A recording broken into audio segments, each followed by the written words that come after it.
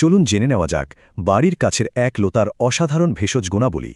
Jaundice হয়েছে কিংবা যকৃতের সমস্যা, দামি ওষুধের পাশাপাশি বাড়ির কাছে খুঁজে নিন এই হলুদ লতা, স্বর্ণলতা। তাহলে প্রথমে স্বর্ণলতা আসলে কি সেটা জেনে নেওয়া যাক।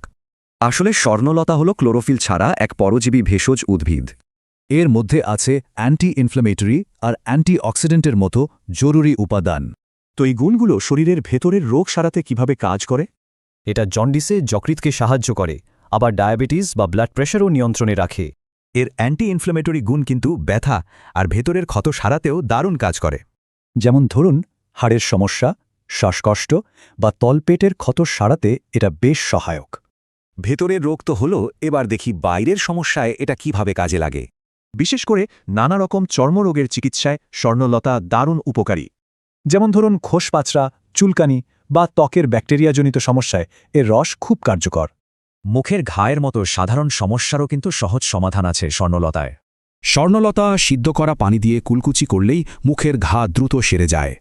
আরেকটা দারুণ ব্যবহার হল কৃমি দূর করতে। এটাও বেশ পুরনো একটা ঘরোয়া উপায়।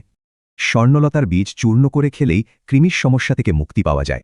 তবে একটা খুব জরুরি কথা আছে, যেটা সব ভেষজ ব্যবহারের আগেই মনে রাখতে হবে। যে কোনো ভেষজ ব্যবহারের আগে অবশ্যই কিন্তু বিশেষজ্ঞের পরামর্শ নিতে হবে। ভাবুন তো, বাড়ির কাছের এমন সাধারণ লতাপাতার মধ্যে আর কি কি গুণ লুকিয়ে আছে।